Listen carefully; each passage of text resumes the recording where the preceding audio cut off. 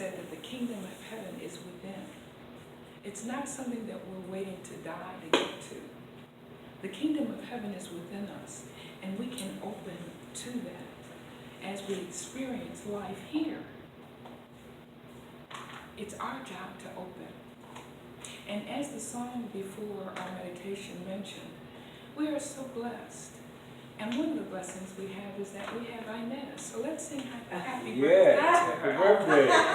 Happy birthday to you. Happy birthday to you. Happy birthday, dear Inez.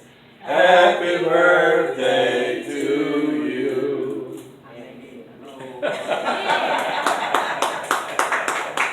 And just so everyone is clear, make sure we know when your birthday is because we want to honor you.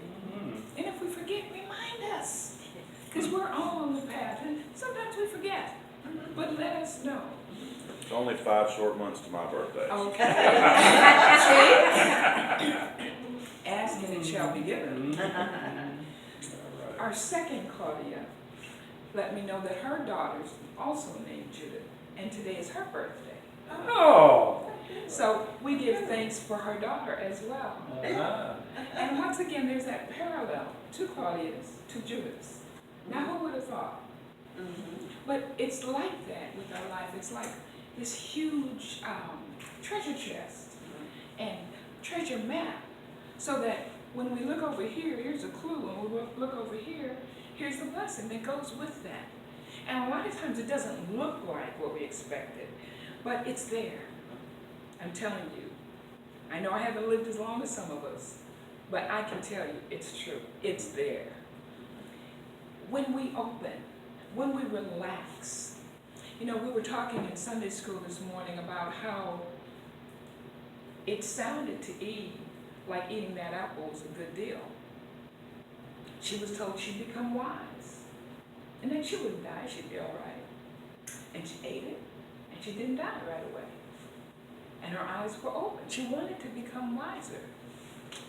But by bringing in choice, she brought in death. Now think about it. If God directly spoke to you and said, don't do something, would you do it? We hope not. But a lot of times God speaks to us and we don't know it's God. It's disguised in a choice, an opportunity, an offer, a job offer, or business offer, or proposal. And that may not be what is your highest good. We have to go inside and really contemplate what is our highest good, because looking from human eyes, it's kind of jazzed up and looking pretty and sounding good, and it still may not be your highest and best. It might be good, but not your highest and best. And isn't that what you want? Don't you want what is cosmically creative in your life? Isn't that better than just a temporary something? Now, sometimes the temporary something that's leading you to your highest and best may be kind of like squeezing you to your highest and best, like that toothpaste coming out of the tube. It's getting squeezed and it has no choice. It's got to come out. And it may want to stay in its cozy little tube where it's been, right? We like the familiar. We like the comfortable. But sometimes that's not our highest and best. Sometimes getting out of our comfort zone is what we need to do. Now, I know that today's lesson topic is kind of strange. Seasoning. Enjoy the flavors. My mother's a native Texan, and she relishes hot and spicy stuff. I'm only half Texan, so the other half of me is like, oh! You know, you instinctively reach for water, which simply makes it worse, right? But the burning of peppers is good for you. It may not seem good to you, but it's healthy for your body. So I've had to allow myself to experience the discomfort of having my mouth on fire and my throat and my gut and everything else to experience the benefits. And now it's not so bad. I actually reach for the pepper. Not just because I know it's good for me, but I've actually come to like it in moderation. Now, I can take a lot of pepper by putting it in a capsule, knowing that cayenne is good for me. I do still experience it. I'll let your imagination work. But as it's going through the system, it's doing what it needs to do. It's cleansing whatever needs cleansing, it's working with inflammation, doing all of those good things. And I don't have to immediately experience all of it. Imagine how much pepper fits in a capsule, and imagine eating that straight. Don't want to do it. I don't think my mother would even enjoy that. But there are ways to get that blessing that are not quite so painful, not quite so disruptive. But I have to be willing to take the action of putting that in a capsule and taking it into myself. If we realize that Jesus the Christ is everywhere present, just as God the Father, and that He is our way shower, He is the example of what a human can be in this world, we can learn from that. And if we look for God everywhere, we will see it. I guarantee you, if you really look, you will see it. Even in the ugliest things, the things that we condemn as a crime, as treason, as a crime against humanity. That is a person acting from the level of their understanding. And isn't that what we all do? We act from what we know. We act from what we believe. We act from what we were taught is the good. Now, what one person says is the good is not necessarily what the other one thinks. And I'm not saying that their actions are for the good. But at their level of understanding, they are doing the highest that they know. Now, we don't always do the highest that we know. Sometimes we know better and we do things anyway. You know, I love chocolate and I'm trying to clean out and be slim and all that, but give me a chocolate bar. It may not last till morning. But that does not make me wrong or bad. Remember, Jesus said that what comes into a person does not defile them. What comes out of them defiles them. Because we are creatures of choice. Just as Eve could have said, God told me not to do it, I'm not doing it. But she chose to do it anyway because she wanted that thing. She wanted that wisdom. She wanted to be one of the angels and know everything they knew and have their powers. So she made the choice to disobey what her higher self had told her not to do. And we do that. We do that. And we don't immediately die. But we do experience the consequences, whether it's a burning in the mouth, excuse me, or some turn of events that lets us know that that may not have been the best choice. Sometimes we don't know for years. But once we open our eyes and realize, just like the prodigal son, and turn back to that which we know is our highest good, we begin to experience the blessings. Now, part of our healing, we sung, He healeth me. Healing is not cure. Sometimes there are repercussions from what we've done that remain with us. We don't get mad about that. That's a reminder. If you were violently ill, as I was last week, you remember not to do that again. Whatever it is that caused that, you remember the next time that comes up, I'm not doing it. So that hangover from that, the residual feelings or the effects in your body are simply a reminder that you want to go this way, not that way. And so it's a blessing. Even though it seems like a limitation, it's a blessing. We ask for direction all the time. We ask for guidance from on high. But when we receive it, sometimes it's not in black and white. Sometimes it's these little twists and turns that happen in our lives. you know that I think of this as a treasure hunt, and that the treasure is everywhere present because God is everywhere present. And if that's so, I have to accept what comes to my life in that way. Even the discomfort that comes. I have to say that this is telling me something. This is letting my deeper self realize something that I need to know. Now, if you're traveling like our Inez does, you get to experience all sorts of cuisines. Even in this country, we have a wealth of different restaurants. We can have Indian, Chinese, Vietnamese, which is different, Japanese, which is different, Cajun, Tex-Mex, American, Northern, Southern, Eastern, Western, seafood, all sorts of things. I mean, you could really have a different cuisine every day of the month and not run out of all your possibilities.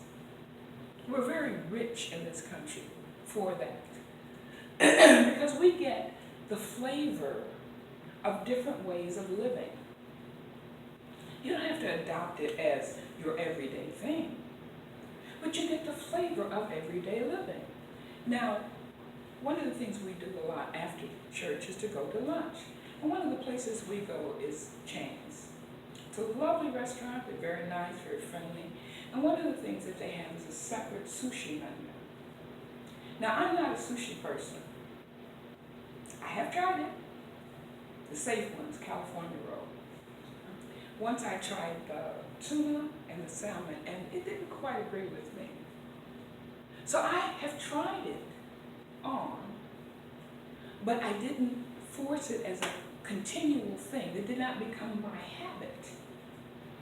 But I enjoyed the sampling, and the sampling lets me understand those who do prefer sushi. It lets me understand when they talk about this particular dish, what it is, and what it is about it that's attractive. So I understand them more and understand myself more. And it's the same with understanding other cultures.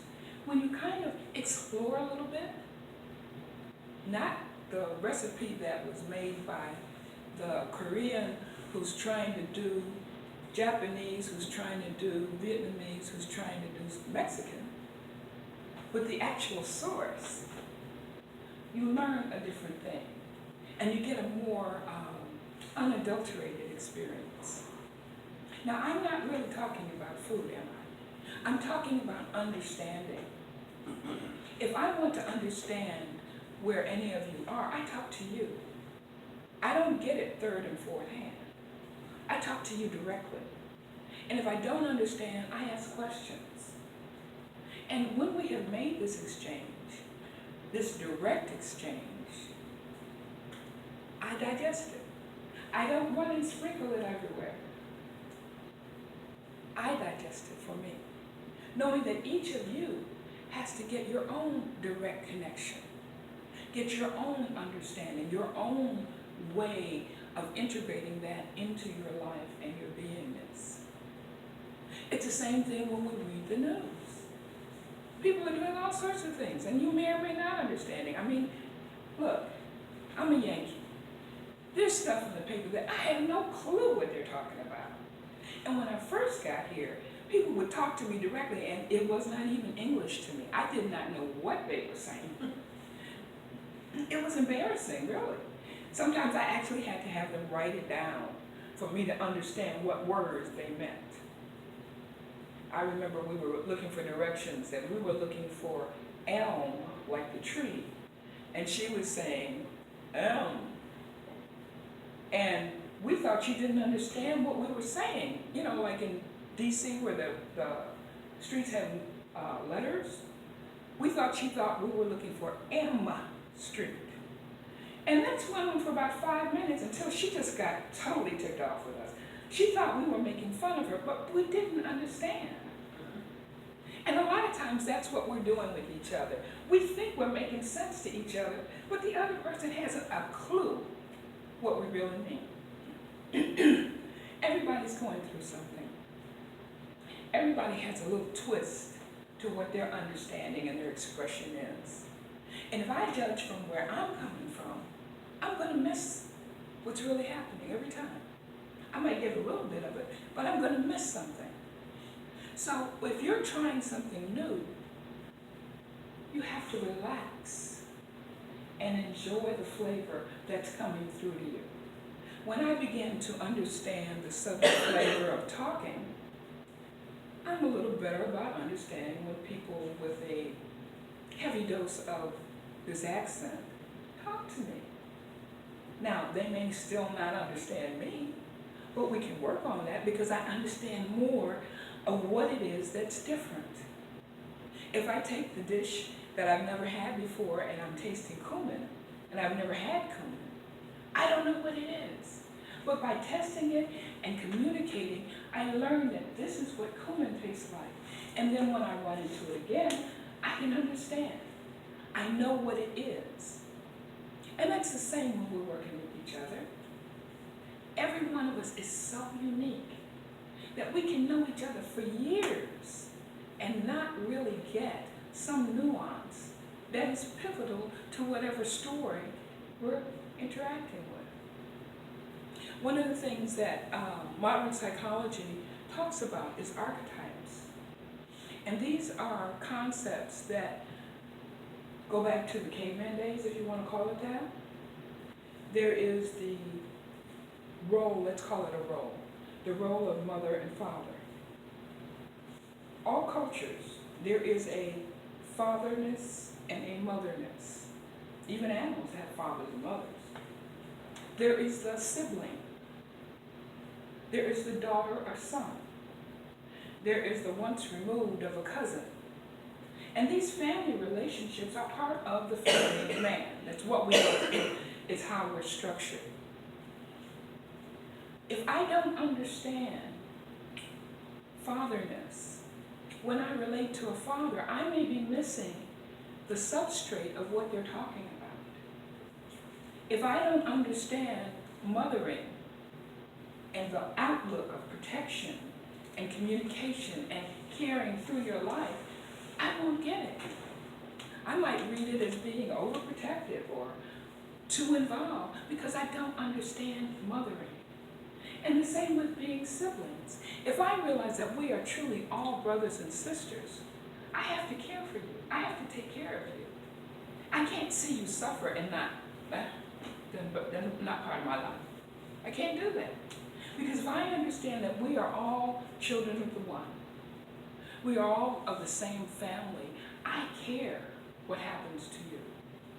Even the little things, it matters. And when I see you smile, when I know that you're happy or pleased, I feel that. It enriches my life to know that you are in a good place. This is what we're striving for.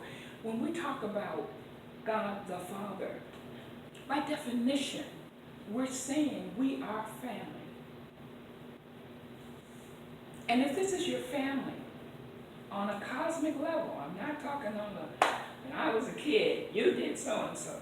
I'm talking on a cosmic level. Before we were born in these bodies, we were family. Then I have to care what's happening with you. Even if I don't know the details, even if I haven't gotten into your story, it matters to me what happens to you. I may never meet my cousin on the other side of the world. I may not even like that brother on the other side of the world, but they're still family. You know, we talk about blood is thicker than water and all that kind of stuff. Yeah, it's true. We're all humans. We're all learning at the level of our understanding. And my job is to live at the highest level I understand, to be an example, because we're supposed to imitate our way, Cheryl, right? I want to live from the highest I know. If I know that impatience is not healing, then that's not what I want to exhibit. If I know that truly listening to somebody is a healing thing, that's what I want to do. And it doesn't matter who it is I'm listening to, who it is I'm trying to understand. we are all part of the same family. Now, yeah, sometimes it's annoying, but isn't your family annoying sometimes? I mean, let's be honest here. We don't always like what they do, no matter what our relationship is to them. But you know how you say you don't like the person, but you love them? That's where we're coming from. We say God is our Father. So we've got to love each other even if we don't like each other. And the thing that I like to focus on is that it's the behavior that I don't like. I can't fully know you. So how can I say I don't like you? I don't know you yet. But I can love you. Because love is saying that I want the highest and best for you, whatever that is. That I want to be whatever is empowering to you, whatever is going to help you grow, what's going to help you get to whatever that glory is in you, that's hidden splendor. And if I am dedicated to bringing that out, I'm dedicated to getting that to reveal itself, that's got to be healing and helpful to you or anyone. So when we pray, we're just talking to God. We realize our unity with all, our oneness with all. I can't just pray for myself because we are all connected. If I say, as Eve did, to heck with what God said, to heck with Adam, I want this, then I'm out of step with the whole creation. But if I can realize within my wants what the cosmic wants, and you can, then I can reveal the good for all. We are made to have desires. Try to go 24 hours without wanting anything. If you do it, I want you to tell me about how you did it. You don't want to go to the bathroom, you don't want water, you don't want food, you don't want sleep, don't want anything. I don't think it's possible. Because we're made to desire. Because we're made to want to be more. To develop ourselves. To reach for a higher good. So if we're made that way, your desire in and of itself is not a bad thing.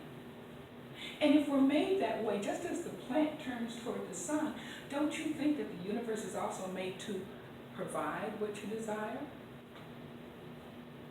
We're talking about an opulent universe that is unlimited. No boundaries. This universe can manifest things that we haven't even imagined possible.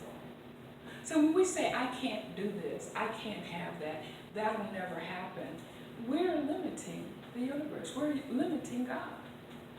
God doesn't know those kind of boundaries. Who invented physics? Quantum or otherwise? Who invented what we call laws of the universe but God? And do we think we really understand all of those? No. We know better. So if we let ourselves relax in the knowing that this source, this power, has our ultimate good at heart, wants us to be the magnificence that we can be, we know that what's going to come into our life is going to uplift that, is going to help manifest that if we pay attention. I mentioned a dream to Peggy that I was tracing my steps in this direction and was led to go in a different direction, and that's how I found what I was looking for in the dream. If I had in my dream done what I thought was logical, which is retracing where I was, I would not have found what it is I was looking for. And sometimes finding our good is like that. It's not in the direction we think it's going to be. But if we stay in touch with that God within, if we do our prayer work, do our meditation, do our reading, do whatever makes you feel closer to God, and listen. Not just when you sit down and have that moment, but stay awake and listen. You will be led to that good. And sometimes it doesn't make sense. Because we're not talking about sense. We're talking about the unlimited power of God. Why does it have to make human sense? It would have to be bigger than that, right? By definition. So by staying open we can find what that little X on the treasure map really means. It might mean exit, and it might mean excitement. We have to really stay open and see what it's saying to you, because your treasure is different than your treasure. Your map is different than her map. And by staying awake and paying attention, we can decipher all of those clues that would be gobbledygook to someone else. The other point that I would like to make is that we need to enjoy our life.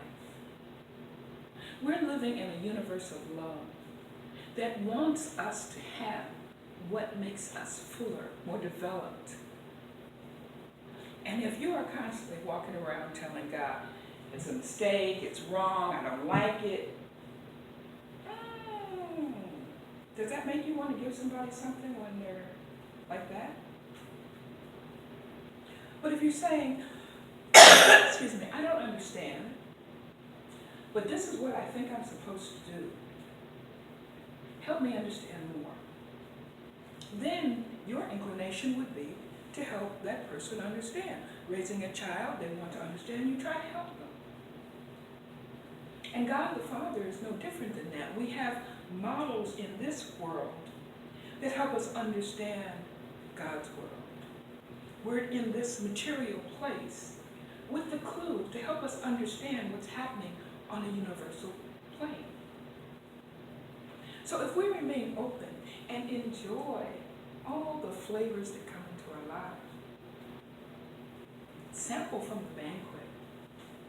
And if you didn't like it that time, don't get it the next time. You don't have to finish that plate. You can take another plate and try more of that stuff that you like. And you can take another plate because maybe you like that then, but you don't like that now.